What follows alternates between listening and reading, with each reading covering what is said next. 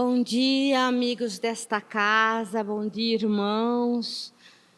Que Jesus nos abençoe neste dia tão lindo. O nosso capítulo de estudos é o capítulo 5, de 21 a 24, do Evangelho segundo o Espiritismo. Bem-aventurados aflitos.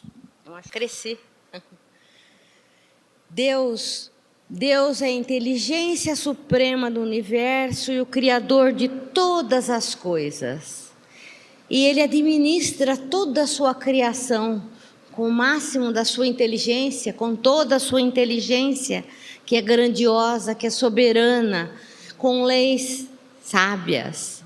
Desde o grão de areia, que também é a sua criação, Deus conhece-nos intimamente, sabe dos nossos sentimentos, das nossas necessidades, até todos os bilhões de astros que gravitam no infinito, que gravitam pelo universo afora. E Ele está presente nas nossas vidas. Não poderíamos estar em melhores mãos, né? Estamos nas mãos daquele que nos criou, daquele que nos ama, que nos dirige, que nos conhece. E a sua justiça, então, também é soberanamente sábia. Deus é justo, bom, inteligente, sábio, e a sua justiça é soberanamente sábia. Mas nós, às vezes, desacreditamos dessa justiça, porque muitas vezes, quando a dificuldade chega até nós reclamamos: isso não é justo, eu não mereço. Deus não descuida dos seus filhos, e tudo aquilo por que passamos é justo, porque precisamos passar. Se Deus é justo, a causa dos nossos sofrimentos é justa. Nós aprendemos com Jesus, que diz que a sementeira é livre e a colheita é obrigatória. Então, o nosso livre-arbítrio nos permite praticar atos cuja responsabilidade sobre eles, sobre a consequência deles, é inteiramente nossa. Então, somos responsáveis pelo que semeamos. A doutrina espírita vem reforçar esse ensinamento, nos falando da lei de causa e efeito, que todo efeito teve anteriormente uma causa. Então, nós somos aqueles que projetamos a nossa vida, nós que escolhemos, são escolhas nossas, tudo aquilo que nos acontecerá. Somos os engenheiros do nosso destino.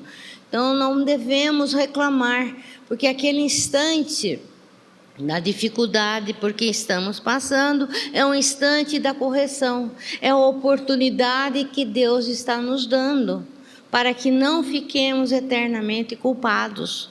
Olha quanto amor, Ele permite que façamos a correção dos nossos erros, e assim vamos tendo experiências como oportunidade sucessivamente, para que possamos, nós que violamos as leis divinas, reparar os nossos erros.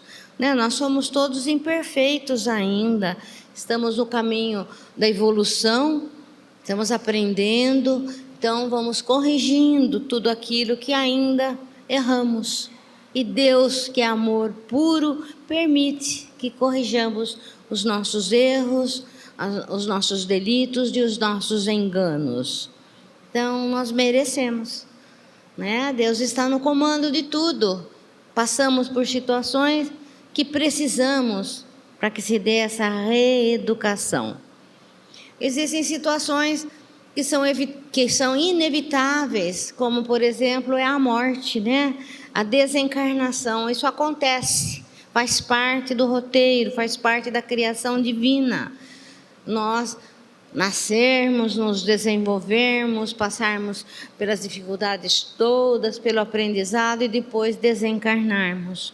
Mas a morte ainda nos causa sofrimento, e especialmente quando esta morte é a morte prematura, ela acontece nas mais tenras idades, né? Acontece com criança, com jovem, e isso nos deixa muito aborrecidos, e fazemos lá a nossa avaliação. Por que morrer um jovem que teria uma vida útil, né? Por que não morre um idoso que já viveu sua vida? Mas temos que pensar que talvez esse jovem não tivesse uma vida útil, né? Nós não sabemos. E esse idoso já teve a sua vida útil, e se ele está ainda com a sua existência preservada, é porque ele ainda não terminou suas tarefas. Ele precisa aprender ainda, e ele precisa também ensinar. Todos à sua volta estão ali aprendendo, às vezes até um idoso que dá muito trabalho, mas ele serve de ensinamento para todos aqueles à sua volta. Então, aquele espírito que foi, como nós achamos antes do tempo, ele foi no tempo da sua programação. Cada um de nós tem um tempo programado. Nós viemos com uma determinação desse tempo. Às vezes ele é um pouco encurtado pelo nosso descuido mesmo. Nós nos descuidamos da nossa saúde, né? Nós abusamos, excesso de trabalho, de comida e etc. Então, nós temos a nossa existência um pouco encurtada. E, às vezes, temos a nossa existência um pouco prolongada pela utilidade dos nossos atos, porque ainda temos que cuidar deste ou daquele. Então, esse jovem que partiu e que parte realmente o nosso coração, quando é uma criança ainda, tinha essa programação curta. Às vezes, alguns são casos em que a providência divina trabalha para resgatar esse espírito que estaria caminhando nos descaminhos, estaria se perdendo e perderia então a sua existência, a chance da sua existência. Então há casos que acontece isso, a misericórdia divina que atua e recolhe esse espírito para que ele possa repensar e fazer uma nova programação para que se dê a sua volta. Todos estamos aqui para que se dê o nosso progresso, o nosso crescimento. No túmulo de Kardec está escrito: nascer, morrer, renascer ainda, progredindo sempre, tal é a lei. Então, é a lei do progresso. Precisamos progredir, aprender para progredir. E todos temos oportunidades iguais. Embora a gente ache que não temos oportunidades iguais. E a morte que nos toca mesmo, e que é muito justo que nós sintamos a falta do ser que partiu, que choremos a ausência, isso é muito normal. Só não podemos deixar a revolta tomar conta dos nossos sentimentos. E há uma analogia muito interessante a respeito da morte, que é como se fosse um barquinho levando o nosso ente querido. Nós estamos no porto e vemos esse barquinho que está levando o nosso ente querido. Nós estamos tristes, estamos dizendo adeus, e esse barquinho vai indo e nós estamos ali olhando, ele vai se tornando menor, e chega um momento que nós não enxergamos mais, não é? Mas ele não deixa de existir, é a nossa visão que não permite que enxerguemos esse barquinho. Não enxergamos mais o nosso ente querido, ainda não podemos enxergar mais, mas ele vai aportar em outro lugar. Ele vai chegar num porto em que muitos estão esperando por ele. Estão muito alegres todos ali, aguardando aquela chegada, dando as boas-vindas, abraçando. Então, são partidas e chegadas. E é assim que se processa a nossa vida e o nosso caminhar. Porque, na verdade, morrer não é castigo, né? Às vezes a gente acha castigo. Morreu aquela pessoa tão boa, ela não devia ter morrido, porque não morreu outro? Aquele que é terrível, que é insuportável, que prejudica as criaturas, que é mau. A gente deseja isso, né? Da nossa avaliação. Gostaríamos que fosse trocado, aquele tão bom ficasse. Mas aquele tão bom, ele terminou a sua tarefa. Seria muito injusto segurá-la, como segurar um presidiário que já cumpriu sua pena, segurá-la no presídio. Ele está louco para que as portas abram e que ele passe por ela e se liberte. Então, aquela criatura de bem já fez o que tinha que fazer, já deu seus exemplos. Aquele outro mal que nós achamos terrivelmente mal, que deveria morrer, que esse nós achamos que é um castigo morrer, não é o castigo morrer. Esse precisa ficar. Ele está tendo esticada a sua oportunidade para que ele desperte, ele reconheça que está errado, ele busque os conhecimentos, ele busque conhecer as leis divinas, busque a sua renovação interior. Ele está tendo esta oportunidade e muitos hoje estão tendo essa oportunidade nesta existência, presentemente nesse planeta Terra. Estão tendo a oportunidade de reconhecerem o que é ruim, o que é certo, o que é bom. Então, por isso ficam essas criaturas. Porque, na verdade, a vida ela não é o contrário da morte, como nós achamos. Não, a morte se opõe ao nascimento. Nascer, morrer, nascer, morrer. A vida já existia antes. A vida existe agora e a vida existirá depois. A vida é uma só. A gente fala nessa minha vida, na minha outra vida, na próxima vida. A vida é uma só. Na minha outra experiência, nessa minha experiência, na próxima experiência, né? Porque viveremos, nós somos condenados à vida, não condenados à morte. A morte é um episódio que vai acontecer para o corpo, porque o espírito permanece. Nós temos muitas comprovações a respeito disso. Jesus mesmo, após a sua desencarnação, ele aparece em espírito, né? Para Maria de Magdala, foi a primeira pessoa que teve contato com ele. Então, os anjos que apareciam eram espíritos de luz que eles falavam. Eram espíritos que apareciam. Então, a morte do espírito não existe. Existe apenas a morte do corpo. Muitas vezes, quando ele já está o término dos seus fluidos vitais, está muito doente, ou quando está determinado mesmo o seu fim. Chegou a hora. Então, precisamos pensar nisso, na vida. E para que nós viemos, eu tenho uma fala de Valdo Franco em seu livro, ditada por Joana, né? Joana de Ângeles, que era sua mentora, que diz o seguinte: ninguém nasce para sofrer, mas para reparar, adquirir novas experiências, desenvolver aptidões, crescer interiormente. E os empecilhos fazem parte dessa proposta de reeducação. Cada vez que nós encontramos uma dificuldade, ela ativa a nossa inteligência, né? Uma dificuldade que seja lá no nosso serviço, por exemplo. Nós vamos pensar como resolver aquele problema. E isso vai desenvolvendo a nossa inteligência, que é uma das asas que nós precisamos ter para que se dê o nosso crescimento, a nossa evolução. As duas asas do crescimento moral, do crescimento intelectual. Quanto mais cresce o intelecto, mais compreende-se Deus, mais compreende-se as leis divinas, fica mais fácil de compreendê-las, né? E é preciso que haja o crescimento moral para que essa criatura altamente intelectual busque esse conhecimento moral e o desenvolva em si mesmo.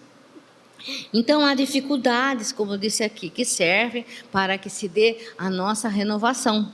Nós precisamos delas, precisamos crescer através dos empecilhos.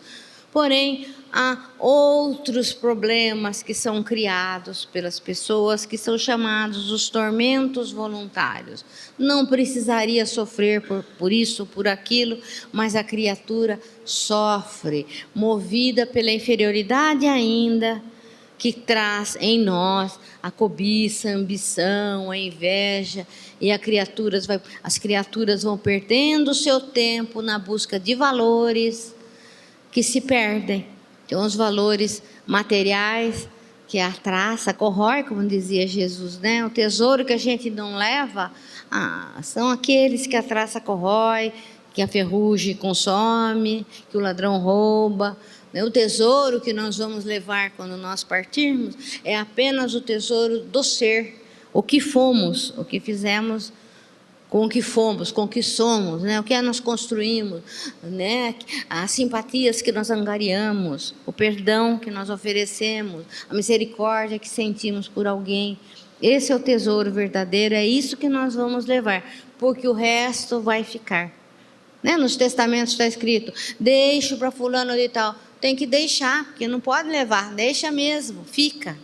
Então, os bens, muitos dos bens por quem as criaturas lutam em desespero, eles vão ficar, ou às vezes são perdidos nessa encarnação mesmo.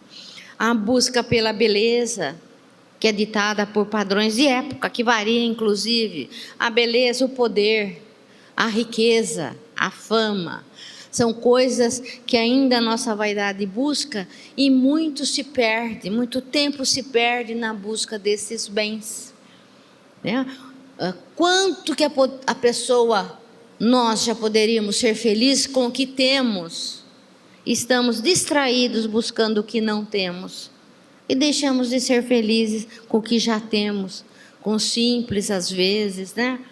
Com as boas companhias da família, dos amigos. Isso é uma coisa que traz felicidade. Não precisa nem da fama, nem do poder, nem da beleza, nem do dinheiro.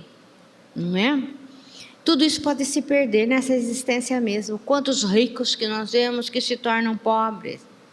Quanta beleza e murcha com o tempo, a idade. Ou mudam os padrões de beleza. Quanta fama é esquecida. Quantos famosos que não são mais reconhecidos, estão às vezes abandonados. Quanto poder também é perdido. Quantas criaturas que foram poderosas e hoje não são mais. Então, ser infeliz não é ser feio, ser pobre, não ter fama, não ter o brilho das estrelas, não ter dinheiro. Infelicidade é perder tempo com esses valores que nós vamos deixar, que não possuímos porque eles não são nossos. Isto ficará, não é?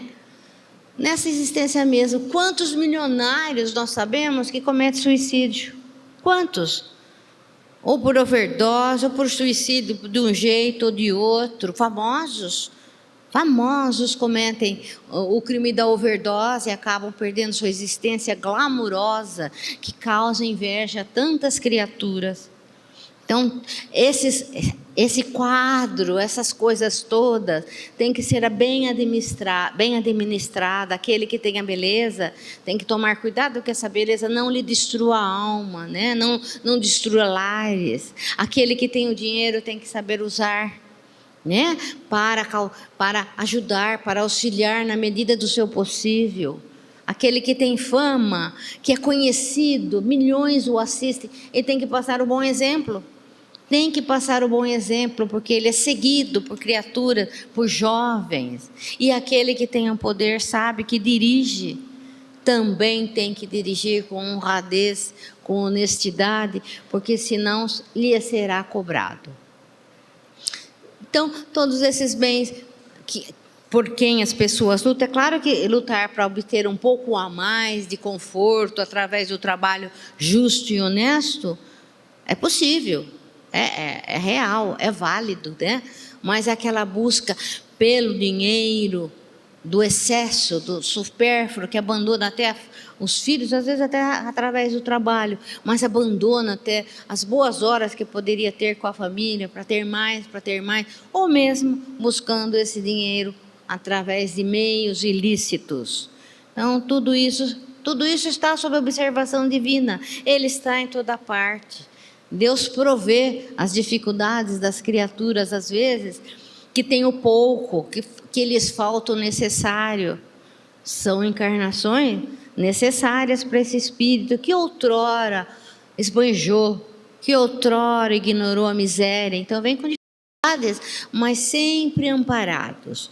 Nós Todos nós estamos sempre sendo amparados pela espiritualidade superior.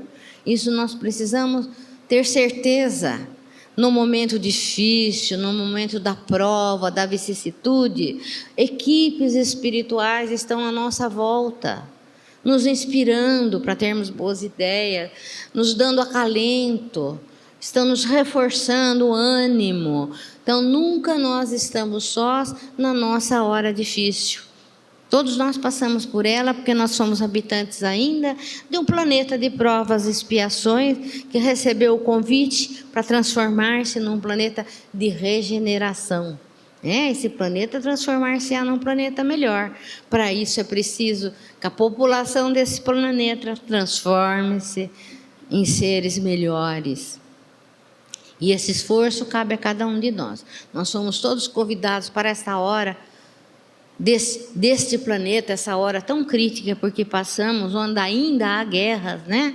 Irmãos matando irmãos, para que com a nossa força moral, com a nossa oração, nós não podemos prescindir da oração, porque orar é se conectar com o mais alto, é criar boas condições fluídicas à nossa volta, facilitando dessa forma a presença dos espíritos bons que querem nos ajudar.